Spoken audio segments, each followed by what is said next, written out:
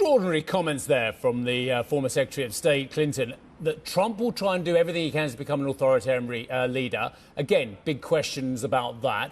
And that Trump will pull the US out of NATO. Again, his record speaks that he didn't pull the US out of NATO. In fact, if anything, he got firmer commitments from allies to increase spending towards that 2% level. So I appreciate that Mrs. Clinton comes at it from a different point of view, but his record says he actually strengthened NATO on his watch, doesn't it? Well, it depends how you look at it, because when you have a former president of the United States saying he would not come to the rescue of his allies in case they were attacked by Russia, that ultimately what it says is that the United States would not follow Article 5 of the Defense Alliance that says an attack on one is an attack on them all. So to what extent can you rely on the partner that is suggesting that he would not stand up for you? So there's also that question mark. But no doubt that the role of the United States when it comes to the international security order was very much a topic of debate here at the Munich Security Conference. And I would highlight the speech from the Ukrainian president, Volodymyr Zelenskyy, because he was very clear in his remarks. He urged the United States for more support. And when you look at what's happening or not happening when it comes to agreeing on further financial support from the United States to Ukraine, there's a huge question mark whether we're actually going to see the United States moving in that direction.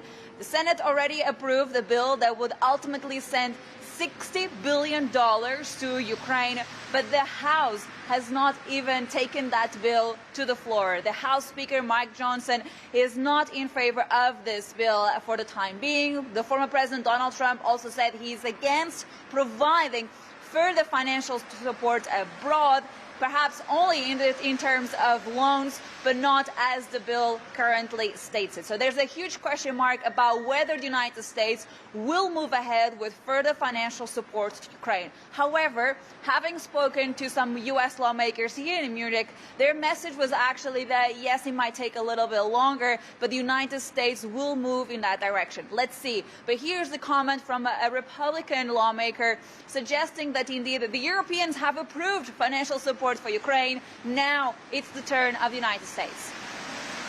The Speaker has trouble putting the bill on the floor for a lot of internal political reasons, but there are a couple of other ways forward. When you have a vote or support of 70% of a body, usually procedural issues do not win the day. It will be the substance that wins the day. So there's a couple of very viable avenues forward. I think that happens. I think it's going to happen in the very near future.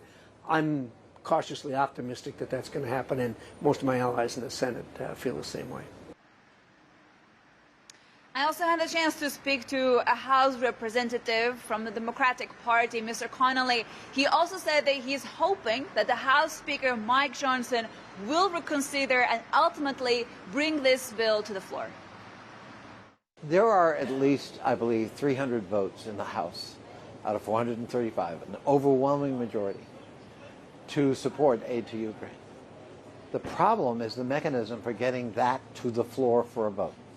We have a new speaker who's uncertain of himself and has made some strange statements about the supplemental, for example, that passed overwhelmingly with 70 votes in the U.S. Senate to help Ukraine, is being dead on arrival. That's a very foolish thing to say so early in the process, and I think puts Speaker Johnson in a straitjacket of his own making.